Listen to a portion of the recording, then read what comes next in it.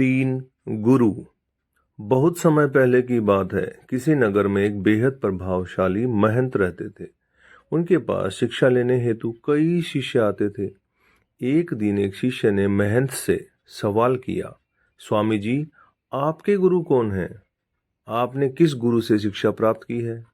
महंत शिष्य का सवाल सुन मुस्कुराए और बोले, मेरे हजारों गुरु हैं। यदि मैं उनके नाम गिनाने बैठ जाऊं तो शायद महीनों लग जाएं, लेकिन फिर भी मैं अपने 3 गुरुओं के बारे में तुम्हें जरूर बताऊंगा। एक था चोर। एक बार मैं रास्ता भटक गया था और जब दूर किसी गांव में पहुंचा तो बहुत देर हो गई थी। सब दुकानें और घर बंद हो चुके थे, लेकिन आखिरकार मुझे एक आदमी मिला जो एक दीवार में सेंध लगाने की कोशिश कर रहा था। मैंने उससे पूछा कि मैं कहाँ ठहर सकता हूँ, तो वह बोला कि आधी रात गए इस समय आपको कहीं आसरा नहीं मिलना, बहुत मुश्किल होगा, लेकिन आप चाहे तो मेरे साथ ठहर सकते हो। मैं एक चोर हूँ और अगर एक चोर के साथ रहने में आपको कोई परेशानी नहीं होगी तो आप मेरे साथ रह सकते हैं। वह इतना प्यारा आदमी था कि मैं उसके साथ 1 महीने तक रह गया। वह हर रात मुझे कहता कि मैं अपने काम पर जाता हूँ, आप आराम करो, प्रार्थना करो। जब वह काम से आता तो मैं उससे पूछता कि कुछ मिला तुम्हें? तो वह कहता कि आज तो कुछ नहीं मिला, पर अगर भगवान ने चाहा तो जल्द ही जरूर कुछ मिलेगा। वह कभी निराश और उदास नहीं होता था, हमेशा मस्त रहता था।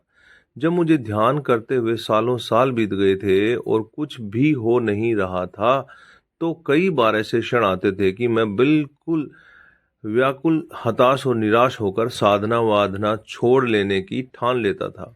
और तब अचानक मुझे उस चोर की याद आती जो रोज कहता था, भगवान ने चाहा तो जरूर ही कुछ जरूर मिलेगा। और मेरा दूसरा गुरु एक कुत्ता था। एक बहुत गर्मी वाले दिन मैं बहुत प्यासा था और पानी की तलाश में घूम रहा था कि एक कुत्ता दौड़ता हुआ आया। वह भी प्यासा था। पास ही एक नदी थी। उस कुत्ते ने आगे जाकर नदी में झांका तो उसे एक और कुत्ता पानी में नजर आया, जो कि उसकी अपनी परछाई थी। कुत्ता उसे देख बहुत डर गया। वह परछाई को देखकर भौंकता और पीछे हट जाता, लेकिन बहुत प्यास लगने के कारण वह वापस पानी के पास लौट आता। अंततः अपने डर के बावजूद वह नदी में कूद पड़ा। उसके कूदते ही वह परछाई भी गायब हो गई। उस कुत्ते के इस साहस को देख मुझे एक बहुत बड़ी सीख मिल गई। अपने डर के बावजूद व्यक्ति को छलांग लगा लेनी चाहिए। सफलता उसे ही मिलती है जो व्यक्ति डर का साहस से मुकाबला करता है। और मेरा तीसरा गुरु एक छोटा बच्चा। मैं एक गांव से गुजर रहा था कि मैंने देखा एक छोटा बच्चा एक जलती हुई मोमबत्ती ले जा रहा था। वह पास के किसी गिरजाघर में मोमबत्ती रखने जा रहा था। मजाक में ही मैंने उससे पूछा कि क्या यह मोमबत्ती तुमने जलाई है?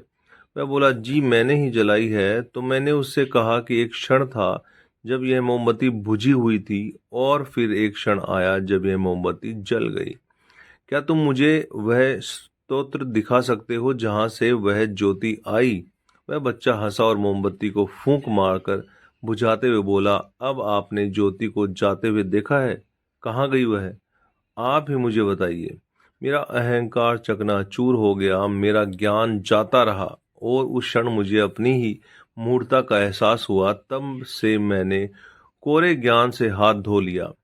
मित्रों, शिष्य होने का अर्थ क्या है? शिष्य होने का अर्थ है पूरे अस्तित्व के प्रति खुले होना, हर समय हर ओर से सीखने को तैयार रहना।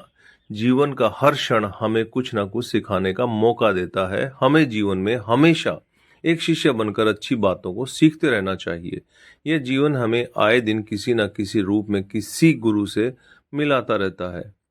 यह हम पर निर्भर करता है कि क्या हम उस महंत की तरह एक शिष्य बनकर उस गुरु से मिलने वाली शिक्षा को ग्रहण कर पा रहे हैं कि नहीं। तो दोस्तों, ये आपको कैसा लगा नीचे कमेंट करके बताइएगा। नए हैं तो चैनल को सब्सक्राइब कीजिएगा, शेयर कीजिएगा। आप सभी लोगों का बहुत बहुत धन्यवाद।